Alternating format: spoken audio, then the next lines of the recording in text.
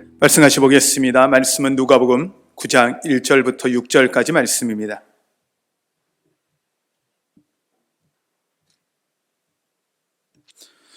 누가복음 9장 1절부터 6절까지 말씀입니다. 한 절씩 교독하시겠습니다. 예수께서 12제사를 불러 모으사 모든 귀신을 제어하며 병을 고치는 능력과 권유를 주시고 하나님의 나라를 전파하며 앓는 자는 고치게 하려고 내보내시며 이르시되 여행을 위하여 아무것도 가지지 말라. 지팡이나 배낭이나 양식이나 돈이나 두벌 옷을 가지지 말며 어느 집에 들어가든지 거기서 머물다가 거기서 떠나라. 누구든지 너희를 영접하지 아니하거든 그 성에서 떠날 때 너희 발에서 먼지를 털어버려 그들에게 증거를 삼으라 하시니 제자들이 나가 각 마을에 두루 다니며 곳곳에 복음을 전파하며 병을 고치더라. 아멘. 할렐루야. 우리 같이 한번 인사할까요? 여러분 지금까지 어떠셨습니까? 주님 안에서 좋았습니다. 지금은 어떠십니까? 주님 안에서 좋습니다. 앞으로 어떠실 것 같습니까? 주님 안에서 좋을 것입니다. 믿으십니까? 아멘. 코로나의 상황이 우리가 예기치 않은 상황보다 훨씬 더 빠르게 진전되는 것 같습니다. 그래서 지금 여러 상황 속에 놓여 있지만 저는 좀 믿고 신뢰하는 건 하나님이 이 상황에도 분명히 하나님이 가장 좋게 하실 거라 믿습니다. 우리가 생각하는 것보다 훨씬 더 좋게 하셔서 이제 코로나가 계절적인 어떤 유행병으로 지나가면 참 좋겠다 이런 바람을 갖고 좀 기도합니다. 2월 안에 우리나라도 그렇게 해결되고 우리나라가 다른 나라들보다 의료적인 시설 자체가 정말 좋아요. 저는 다른 나라를 경험해 본 사람이기 때문에 우리나라만큼 그 좋은 의사들이나 좋은 그 의료기관을 갖고 있는 나라가 많지 않습니다. 그리고 우리나라가 현재 의료의 복지는 제가 봐도 세계 최고 정도의 수준입니다. 그런데 좀 좋은 나라에 살고 있어요, 여러분. 이 힘든 시기에 살고 있지만 이 좋은 나라에 살고 있음을 여러분 감사하셔야 돼요. 나라가 정치적으로 힘들고 어렵고 여러 상황에서 마음에 안 들 수 있어요. 그러나 객관적으로 보면요, 우리나라 좋은 나라예요. 네. 개인적으로 힘들 수 있어요. 그러나 이 전부 다 주관적이 아닌 게 객관적인 비교를 보면 저는 제 같은 경우는 이제 다른 나라에서 살아본 사람의 입장에서 보면 정말 좋습니다. 제가 미국에 있을 때 아내가 좀 아팠어요. 근데 목사님 중에 의사분이 한 분 계셔서 같은 지방의 목사님이 의사이시면서 목회를 하시는 분이라 제 아내한테 이런 증상을 저희 의사 선생님 그분한테 상의를 드렸어요.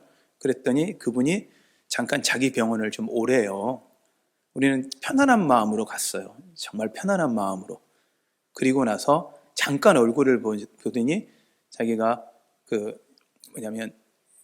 약을 하나 주시더라고요. 그것도 약도 무슨 약이냐면 시판되는 병원에서 사는 약국에서 사는 게 아니라 그냥 테스트하려고 준 약이에요. 그분이 갖고 있는 약을 주시면서 그분이 나가면서 감사합니다. 뭐 어떻게 할까요? 그랬더니 그냥 제가 최대한 여러분 배려해 드릴게요 하고 200불을 넣고 가면 된다 그러더라고요.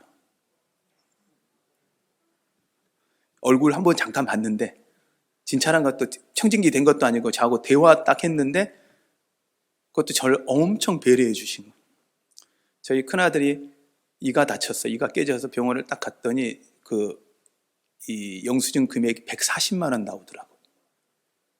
여러분 이게 상상을 초월하는 돈이. 제가 아는 분이 같이 족구를 하다가 넘어졌어요. 앰뷸런스가 왔거든요. 앰뷸런스를 불려서 가가지고 4시간 진찰을 받고 CT 한번 찍고 나왔는데 2천만 원 나오더라고요. 상상이 잘 안 되시죠? 그래서 그분이 보통은 그래서 미국은 수술하면 그날 저녁에 나와요. 하룻밤 보내는데 보통 1,000만 원이 드니까. 자, 그러면 이제 다시 물을게요. 한국 좋아요, 안 좋아요? 안 좋으신 분들은 한국을 떠나시면 됩니다. 여러분, 우리가 누리고 있는 것을 고마워하지 않고요, 못 누리는 것만 불평하게 되면 끝없습니다. 우리나라의 모든 기관들, 정부들, 공무원들부터 시작해서 지금 현재 이 코로나의 상황에서 가장 힘든 사람들, 우리 소상공인도 맞아요. 그러나 지금도 이 일을 하고 있는 분들의 수고와 노고에 대해서는 우리가 인정을 하고, 기본적으로 인정을 하고, 그 다음에 또 불평할 거 불평을 해야 되지만 그 인정도 빼고 그냥 불평만 하면 우리 안에 끊임없이 감사가 없는 거예요. 그래서 여러분 안에 지금 수고하는 사람들을 위해서 여러분 기억하시고 감사하고 그들을 위한 기도도 잊지 않는 여러분 되시기를 바랍니다. 아멘이 작아요. 아멘. 네. 오늘 말씀을 보면 누가복음 9장 10장을 통해 하나님이 이제 파송을 하시는데 12명, 70명을 파송하세요. 근데 그 12명, 70명을 파송하시면서 주셨던 말씀의 내용들과 행하셨던 말씀이 저는 어떻게 보면 복음서 전체 핵심적인 건 아닐까. 누가복음 핵심에서 이 가운데 9장과 10장을 통해서 하나님이 우리에게 부탁하시고 싶었던 복음에 대한 그 사명의 전달자로서의 역할을 해서 핵심적인 그 말씀이지 않을까라는 생각을 합니다. 그 근거로는 사도행전 1장의 사건들을 보면서 연결을 시켜보면 누가복음과 사도행전은 한 저자에 의해서 쓰여진 본문이라고 봤을 때 이것을 통해서 하나님 우리에게 주시고 싶어하는 메시지는 9장 10장을 통해서 하나님 우리에게 주시는 어떻게 보면 복음의 핵심적인 사항이라고 볼 수가 있습니다. 예수님이 제자들에게 말씀과 기도를 가르치셨던 이유이기도 하죠. 왜요? 파송하시기 위해서. 그들을 제자로 키우신 이유가 제자라는 거, 교회를 세우시는 게 아니라 제자를 만드셨을 때는 그들을 보내서 교회를 세워가고 또한 그들은 계속적으로 복음을 증거하는 하나님 나라를 전파하는 자들로서 세우셨기 때문입니다. 저는 이제 그런 말씀 가운데 저는 고민이 하나 됐어요. 그러면 교회는 왜 교회가 존재해야 되고 교회 안에서 왜 우리가 은혜를 받아야 되고 왜 성령 충만을 받아야 되고 왜 우리가 교회 안에 예배 드리면서 그 은혜를 누리고 살아야 될까라고 할 때 왜? 라고 하면 이 9장과 10장을 통해서 동일하게 우리도 떠나기 위해서 파송되기 위해서 세상 가기 위해서 나아가기 위해서 은혜를 받아야 되는 거예요. 교회에 오는 이유는 교회만 존재하기 위해서 여기에서만 은혜 받기 위해서가 아니라 여기서 받은 은혜를 세상 가운데 흘려보내기 위해서 여러분 은혜를 사모하는 여러분 되시기 바랍니다. 세상에게 나아가기 위해서. 저는 이런 관점에서 지금 말씀을 준비하면서 한 책을 좀 보았습니다. 담장을 읽는 크리스찬이라는 책인데요. J.D. 그리어라는 사람이 쓴 책인데 이분이 이런 질문을 하더라고요. 책 서두에서 여러분의 교회는 유람선입니까? 아니면 전함입니까? 저한테 충격이었어요. 우리 교회는 유람선인가 전함인가?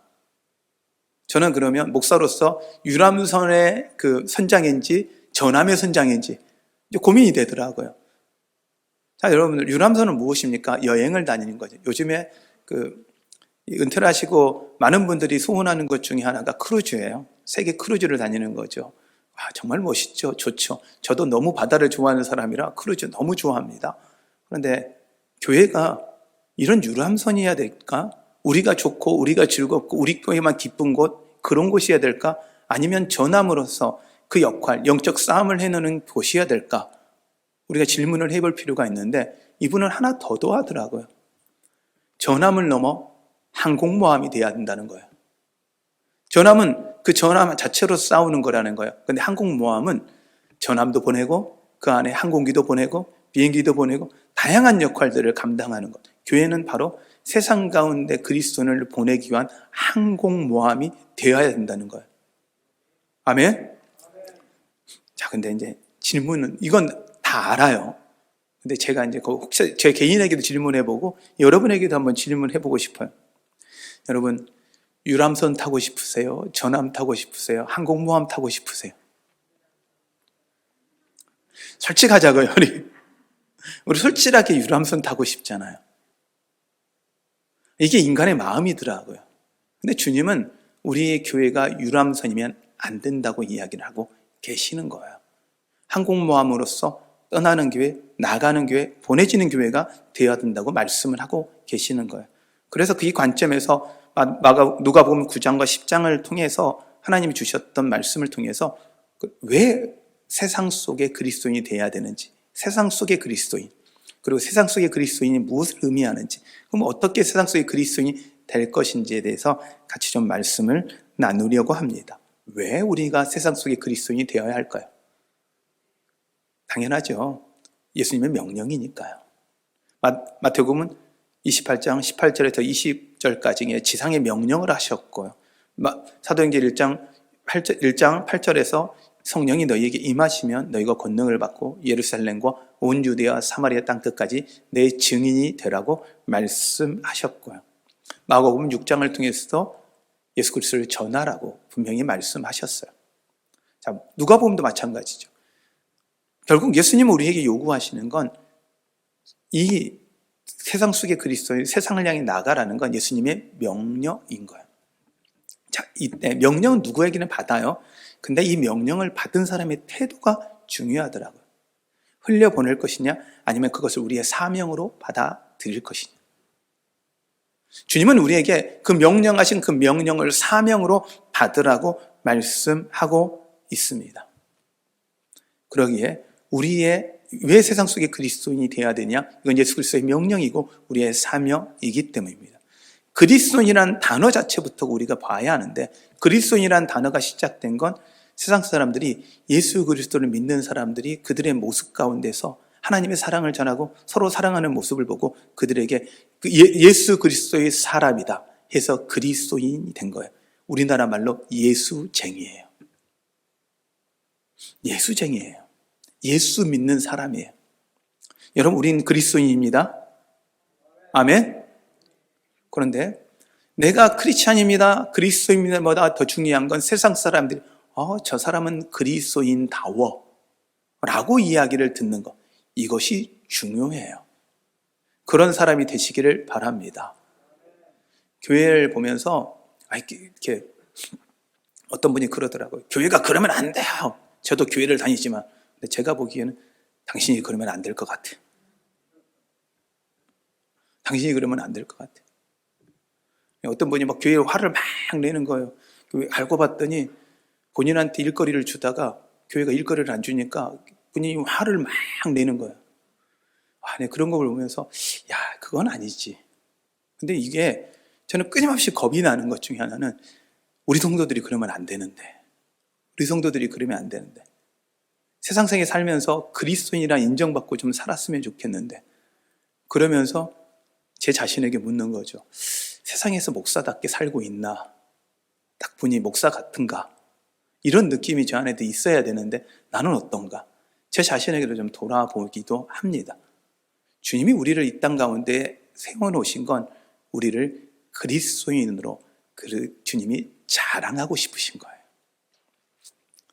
내 자녀다, 내 아들이다, 내 딸이라 자랑하고 싶으시기에 우리를 세상 가운데 두신 거예요. 그러기에 우리는 세상 속의 그리스도인이 되어야 하는 거예요. 아멘? 잘난 자녀들 보면 어때요? 부모님이 그 자녀 내놓고 얼마나 좋아요. 이것과 동일한 겁니다. 그리고 또한 왜 우리가 그리스도인이 되어야 되냐면, 무디는 이렇게 이야기했어요. 100명의 사람들 중에 한 명이 성경을 읽는다면 99명은 그 한 명을 읽는다라고 이야기를 해요. 세상 사람들은 성경을 통해 예수님 모릅니다. 근데 그들은요, 우리를 통해 예수님을 알 수 있습니다. 그렇다면 우리가 그리스도의 삶을 보여주어야 합니다. 또한 그렇게 살았을 때 우리는 하나님의 능력을 경험하게 되고 그것이 우리에게 복이 되는 겁니다. 세상 속의 그리스도인이 되는 건 우리에게 또한 복이 되기에 우리는 그 말씀 앞에 순종하고 나가시길 바랍니다. 그러면 그것은 그리스도인이 된다는 건 어떤 걸 의미하냐? 세상 속에서 하나님의 능력을 보이는 거예요. 그리고 하나님의 복음을 선포하는 것이고, 하나님의 사랑을 보이는 것이고, 예수님과 함께함을 보이는 것이고, 예수님의 사역의 모습을 보여주는 것이 바로 그리스도인의 삶이에요.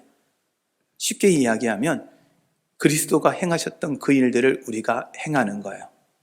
예수 그리스도가 행하셨던 일이 무엇입니까? 사랑과 능력입니다.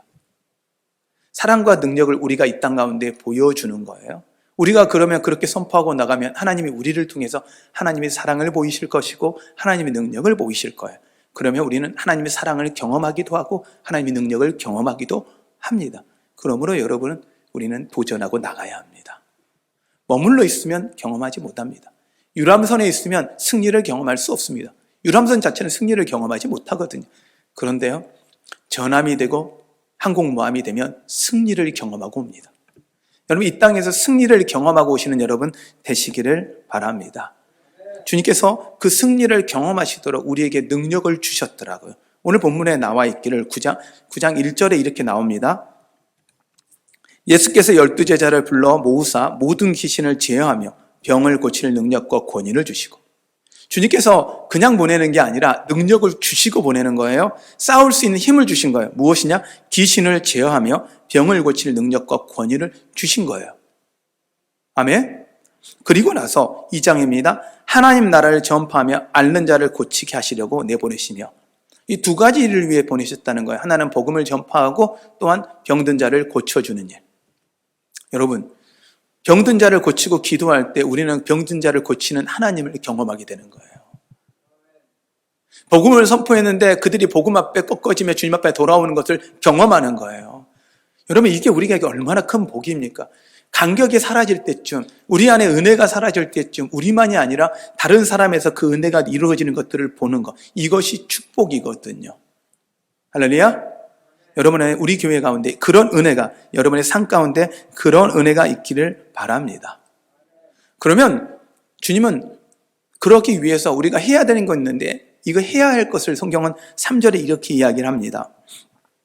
이르시되 여행을 위하여 아무것도 가지지 말라. 지팡이나 배낭이나 양식이나 돈이나 두 벌 옷을 가지지 말며. 쉽게 이야기해서 아무것도 들고 가지 말라는 이야기예요. 아무것도 가져가지 말라는 거예요. 뭐만 가져가라? 옷만 가라. 한 벌 옷 주면 충분하다. 그러면 누가 책임지겠다? 누가 책임지겠다? 하나님. 이건 쉬운 일이 아니죠. 근데 예수님의 제자들이 그렇게 했어요. 근데요, 주님께 그렇게 도전하면 하나님께서 행하여 주시고 보여주시거든요. 이건 바꿔서 이야기하면 상황만 보고 가지지 말라는 것만 쳐다보면 이건 우리한테 힘든 일이에요. 근데 그것을 명령하신 분이 누구냐라는 거예요? 누구예요? 하나님이거든요. 그럼 하나님이 무슨 이야기예요? 하나님이 책임져 주겠다는 이야기죠. 하나님만 의지하라는 거죠. 너희들이 가지고 있는 힘, 너희가 가지고 있는 재산, 너희가 무엇을 가지고 있냐를 의지하지 말고 하나님의 능력과 하나님의 힘을 의지하라는 거예요. 여러분, 이런 은혜가 있기를 바랍니다. 하나님의 능력을 의지하고 나아가시는 여러분 되시기를 바랍니다. 그걸 위해서 하나님 설명을 해주시는 게 그 다음에 이 9장 10절에서부터 17절까지 나와 있는 말씀이 오병이어의 사건을 보여주시는 거예요. 왜요? 왜 이럴까요? 너희들이 아무것도 가지지 않고 나아갔을 때 하나님이 어떻게 책임주시는지 보여주는 것이고, 우리가 그리스도인에서 세상 속에 그리스도인으로 살아가기 위해서 우리에게 필요한 것이 이 말씀이라 생각이 들어요. 오병이어. 오병이어의 사건을 너무도 잘 알죠. 보리떡 5개와 물고기 2마리. 그 양으로 보면, 요한복음을 통해서 보면 어린아이가 들고 왔다라고 이야기하면 어린아이의 도시락 정도? 어린아이 한 식사 정도의 양이에요. 큰 양이 아니죠. 아주 작은 양이에요. 자, 이걸 몇 명이나 먹을 수 있을까요?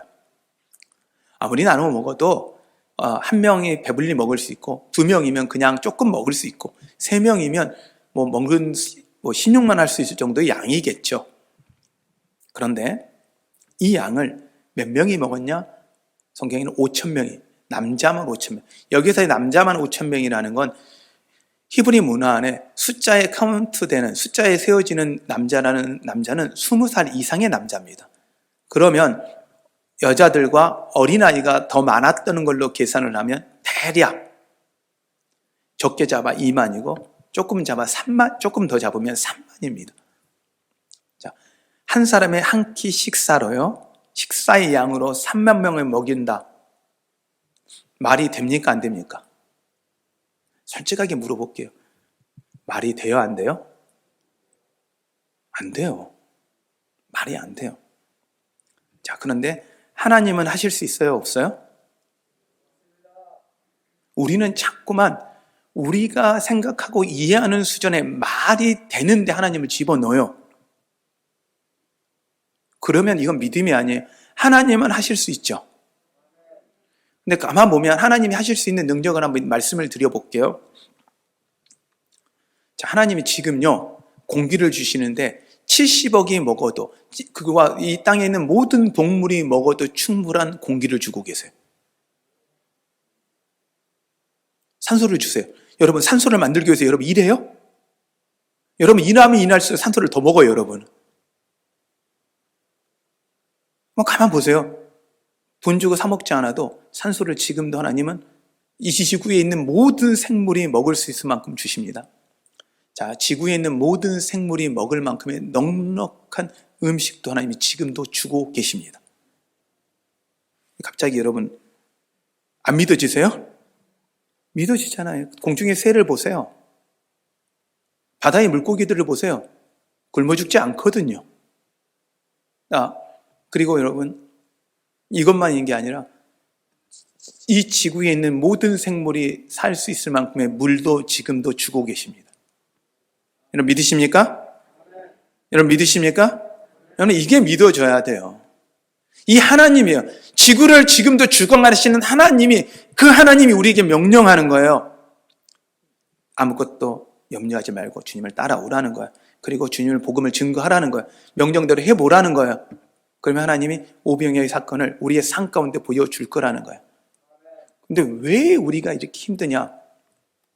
우리 안의 욕심은 5천 명을 먹이고 3만 명을 먹이는 게 욕심이 아니라 3만 명분을 우리가 가졌고 싶어서 그래요.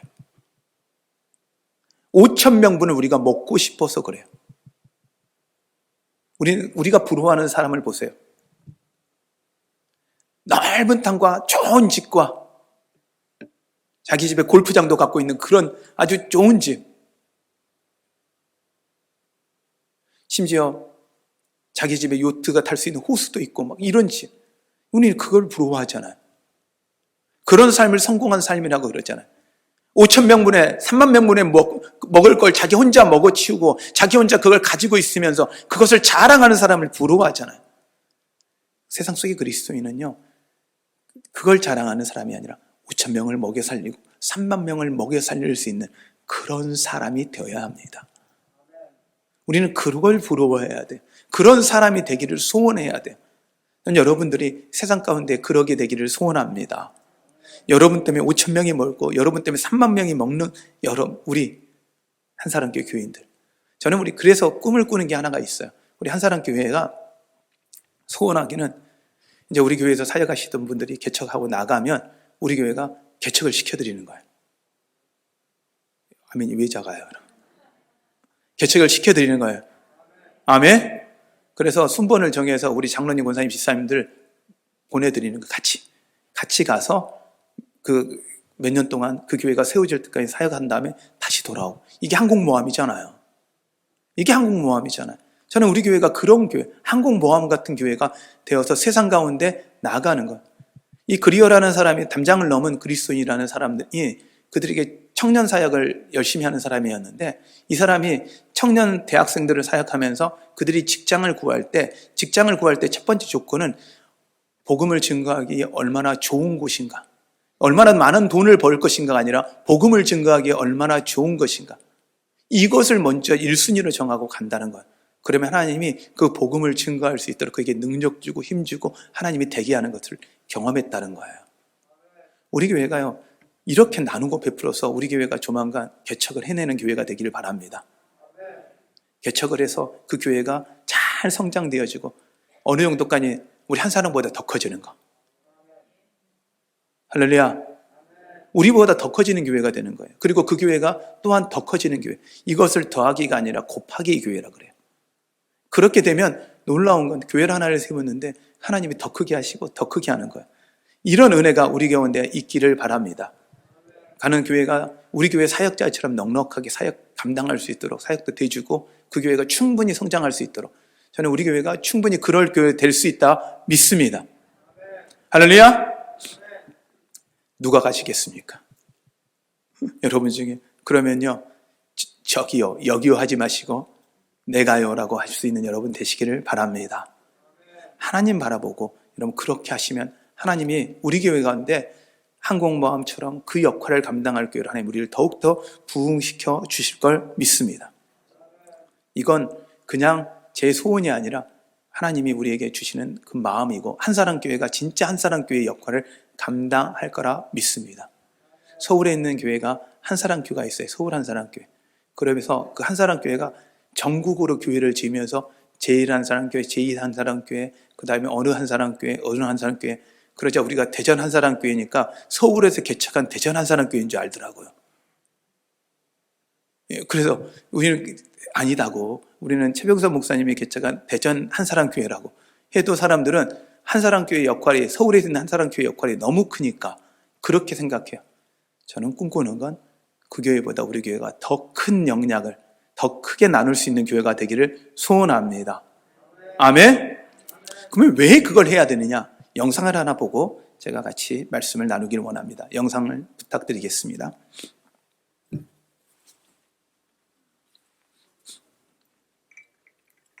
강원도 평창에선 급격히 불어난 강물에 다리가 무너져 내렸습니다. 심지어 다리가 끊어지기 직전에 승용차 한 대가 진입했는데 이상을 감지한 마을 주민이 황급히 막아서면서 극적으로 사고를 피할 수 있었습니다. 한소희 기자입니다.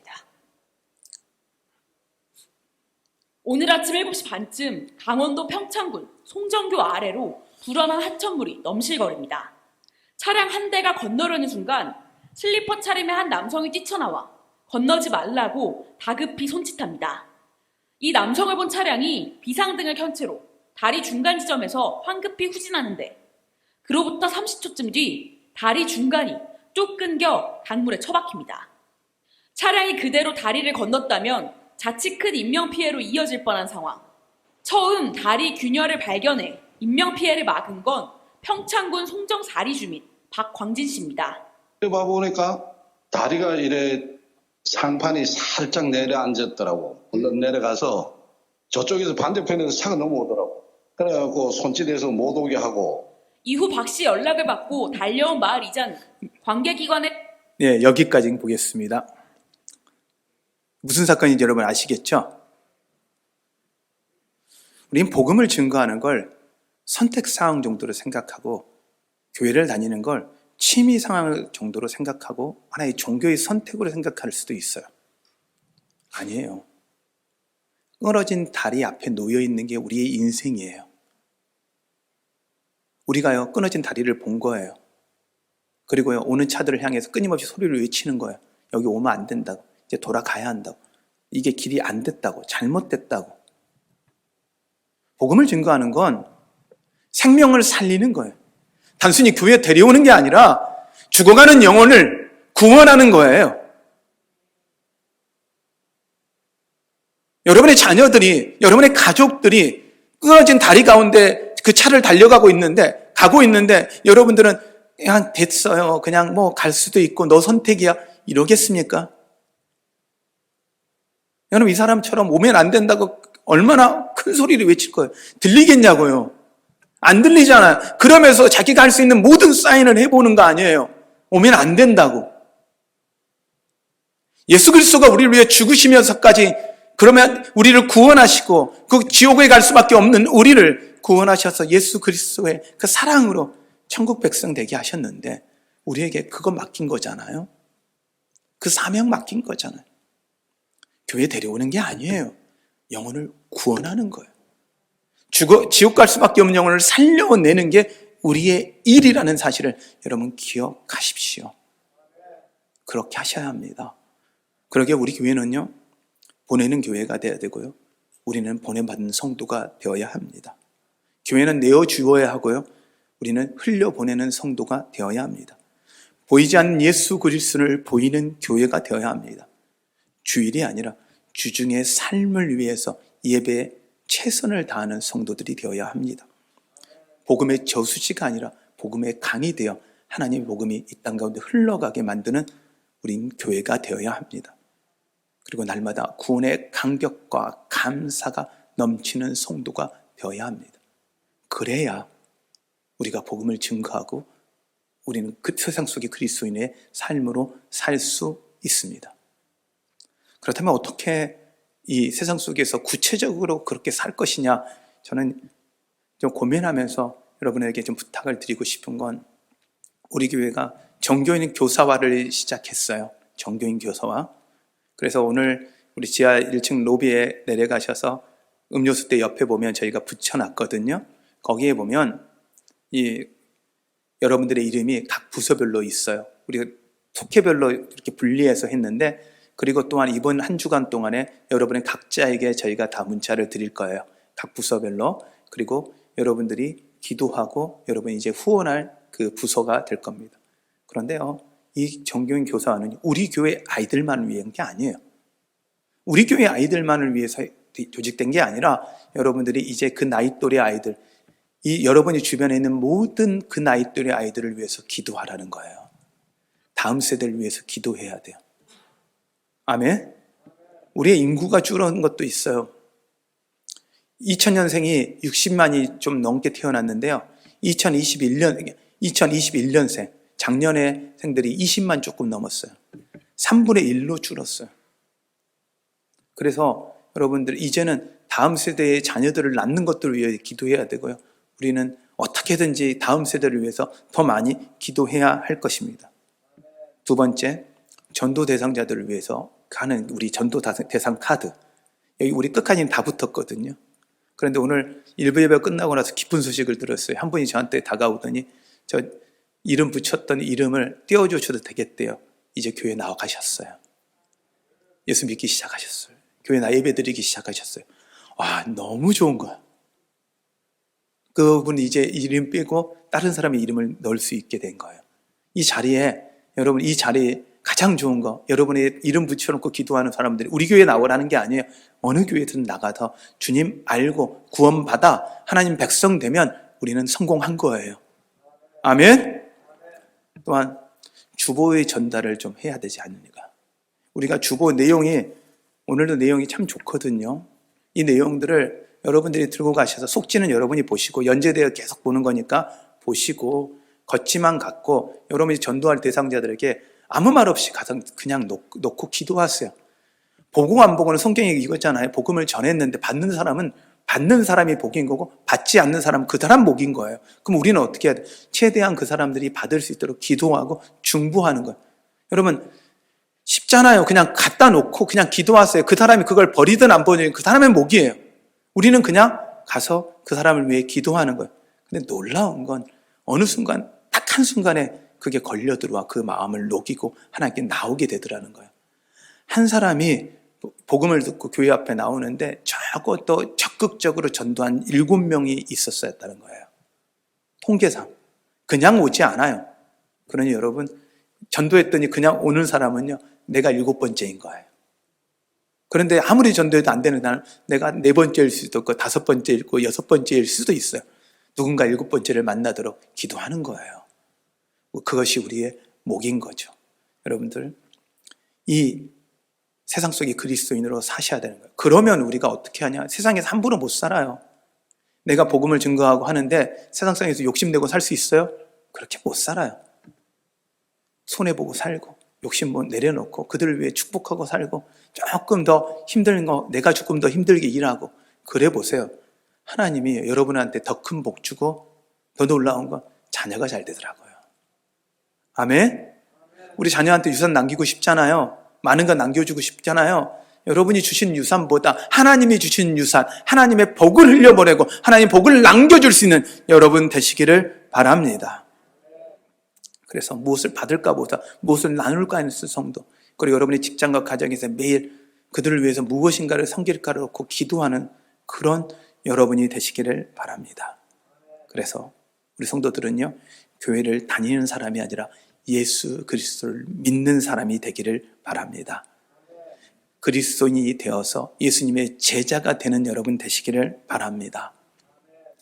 말씀을 듣고 끝나는 게 아니라 성령의 열매와 전도의 열매를 나타내는 그리스도인들이 되시기를 바랍니다. 세상 속에서의 그리스도인의 삶을 사는 여러분 되시기 바랍니다. 우리 그렇게 삽시다. 할렐루야! 여러분 그렇게 살아가는 여러분 되시기 바랍니다. 우리 시간 같이 좀 찬양할 텐데요. 이 마음을 갖고 하나님의 마음을 같이 찬양했으면 좋겠습니다. 아버지, 당신의 마음이 있는 곳에 나의 마음이 있기를 원합니다. 우리 함께 이 찬양하겠습니다.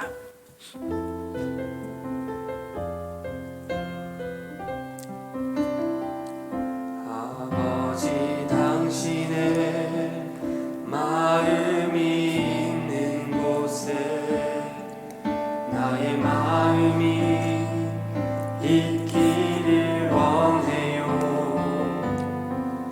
아버지, 당신의 눈물이 고인 곳에 나의 눈물이 고이길 원해요. 아버지, 당신이 바라보는 영혼에게 나의 두 눈이 향하길 원해요. 아버지, 당신이 울고 있는 어두운 땅에 나의 두 발이 향하길 원해요. 나의 마음이 아버지의 마음 알아. 내 모든 삶 아버지의 뜻이 될 수 있기를 나의 온몸이 아버지의 마음 알아. 내 모든 삶 당신의 삶 되기를. 아버지, 당신의 마음이 있는 곳에 나의 마음이 있기를 원해요. 아버지, 당신의 눈물이 고인 곳에 나의 눈물이 고이길 원해요. 아버지, 당신이 바라보는 영혼에서 나의 두 눈이 향하길 원해요. 아버지, 당신이 울고 있는 어두운 땅에 나의 두 발이 향하길 원해요. 나의 마음이 아버지의 마음 알아. 내 모든 뜻 아버지의 뜻이 될 수 있기를 나의 온몸이 아버지의 마음 알아. 내 모든 삶 당신의 삶 되기를 나의 마음이 아버지의 마음 알아.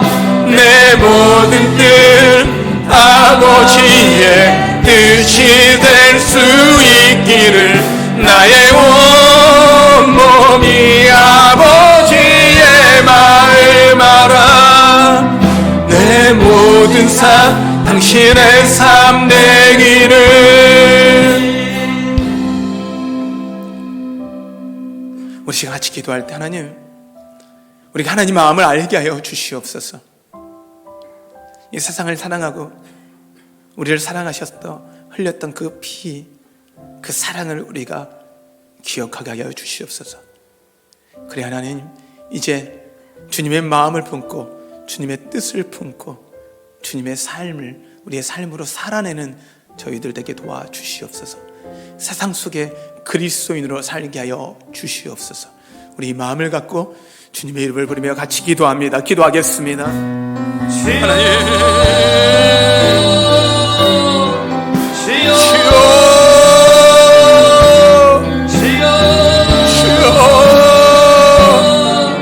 사랑을 취하신 하나님 아버지 감사드립니다. 하나님, 나를 택하여 주시고 하나님께서 무너진 다리를 보게 하셨습니다. 하나님, 나를 가르치시고 나를 만나주시고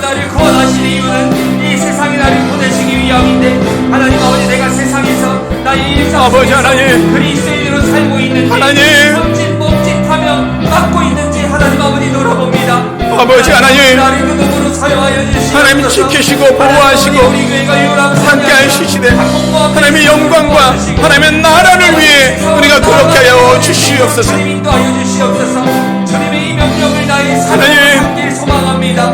하나님 아버지 이 시대에 하나님의 영광과 은혜를 나타내는 교회가 되게 하여 주시옵소서. 영을 보여주는 자 되게 하여 주시옵소서. 하나님을 보이는 교회가 되게 하여 주시옵소서. 군의 방주의 역할을 감당하는 교회가 되게 하여 주시고 하나님 세상 속에서 그리스도인들의 삶을 살 수 있도록 하나님 항공과 함처럼 하나님 내보내고 보여내는 교회 되게 하여 주시옵소서. 흘려보내는 교회 되게 하여 주시옵소서. 축복의 통로로 삼아 주시옵소서. 하나님 아버지 그 역할 주님 그렇게 하시기를 원합니다. 그럴 수 있도록 도와주시옵소서. 하나님,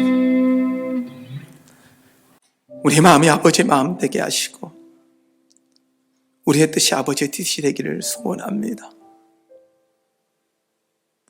나의 온몸이 아버지의 마음으로 우리의 모든 삶이 아버지의 삶이 되기를 원합니다. 주님, 이 고백이 우리의 고백 되게 하시고 그렇게 살아내는 저희들 되게 도와주시옵소서. 주님이 그렇게 하실 걸 믿사오며 예수님의 이름으로 기도하였습니다.